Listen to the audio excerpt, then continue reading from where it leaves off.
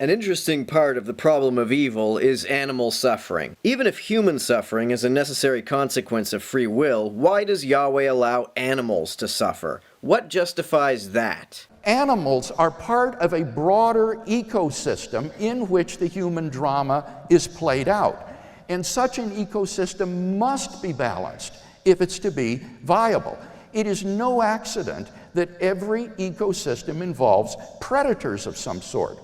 For example, I also recently saw a program on television about how the Canadian authorities are reintroducing wolves into the wild in Canada. Why?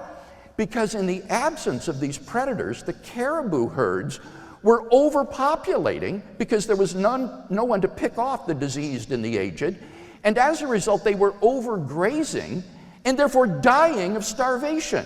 This assumes that a god is incapable of maintaining ecological balance without imposing suffering on these animals. If Yahweh is really omnipotent, why would he even give animals any capacity for suffering? In his book, Nature Read in Tooth and Claw, published by Oxford University Press, Michael Murray explains that there is really a threefold hierarchy of pain awareness.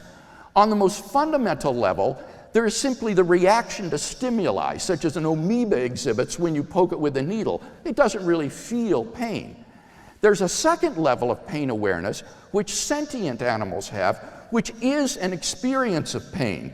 And animals like horses, dogs, and cats would experience this second level pain awareness.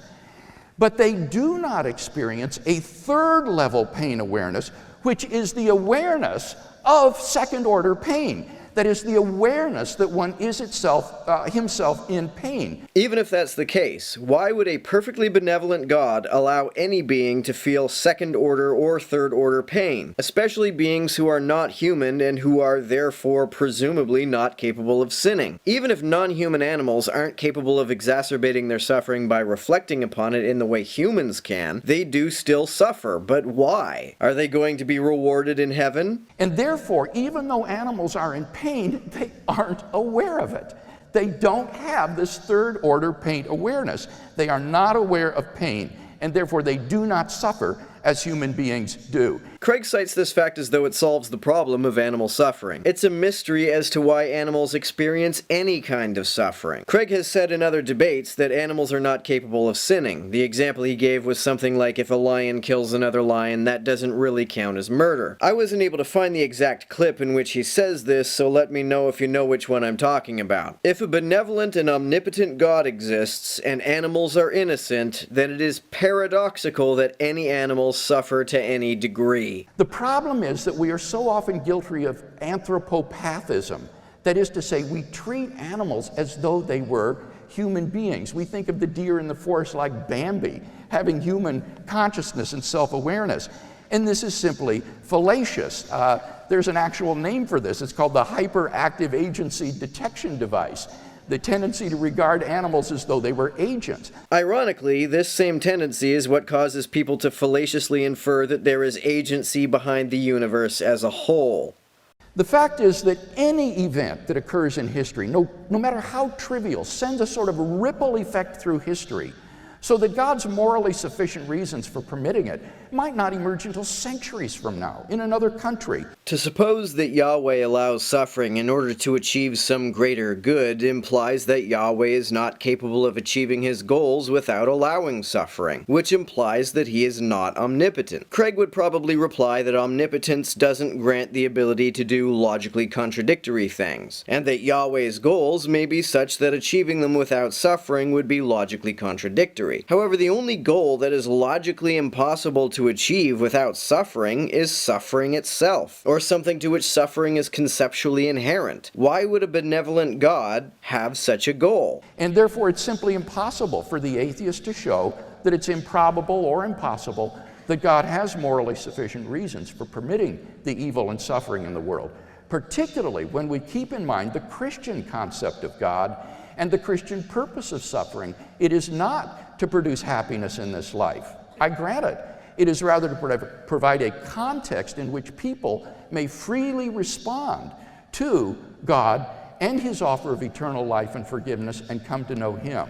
And it may be that only in a world that is suffused with suffering of a natural and moral sort, that the maximum number of people would freely come to know God and his eternal life. I don't see why suffering is a necessary component or consequence of permitting humans to freely choose whether or not to worship a god. In fact, it seems to undermine that freedom by disincentivizing rebellion. But if suffering is, for some reason, necessary to this freedom, I don't understand how allowing this freedom is benevolent. Wanting that kind of freedom is like wishing that your parents gave you the freedom to wander into traffic as a kid. If suffering is the consequence of sin, why would a benevolent God allow us to even have the capacity to be tempted by sin?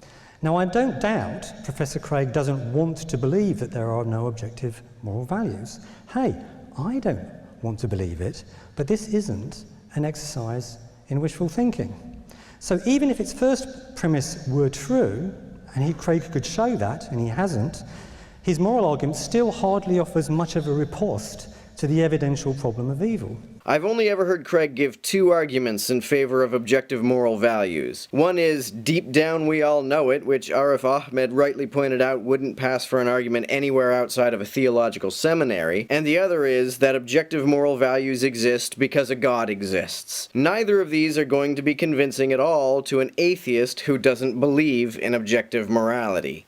So let's suppose that the biblical documents written a decade or more after the events they report, written exclusively by the devotees of a new religious movement, not even by first-hand witnesses, detailing events for which there's pretty much no independent confirmation, constitutes really, really good evidence that there was an empty tomb and that the disciples did report seeing the risen Christ.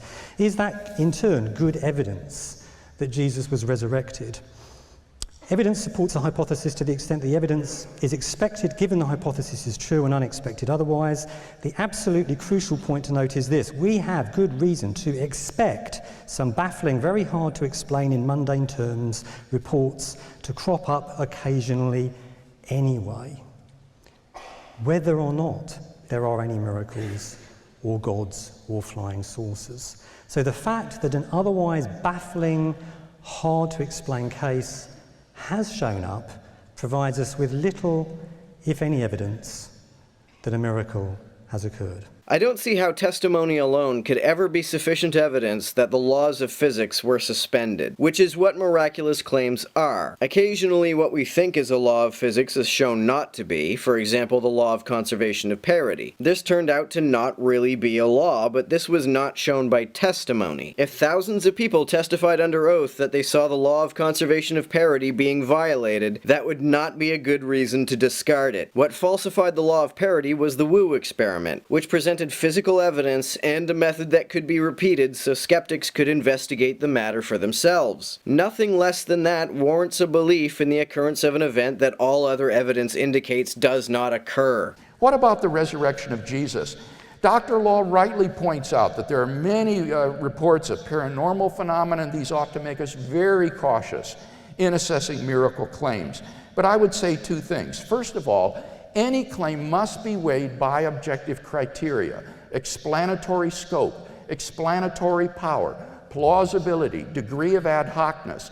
And I don't know of any natural explanation that passes those criteria, as well as the explanation that God raised Jesus from the dead. First of all, any claim of a miracle cannot be reasonably called plausible. Secondly, I really don't see why explanatory scope, explanatory power, and a low degree of ad hocness is enough to warrant belief in the occurrence of an event that all other evidence seems to indicate is not possible. Craig has said elsewhere that the only reason someone would believe that divine intervention is not a reasonable explanation for the resurrection accounts is if they do not believe that there is a God who performs miracles. I think Craig generally only uses this argument as a means of convincing theists that Jesus was a god, rather than as a means of demonstrating that a god exists, because it is useless as an argument for theism per se.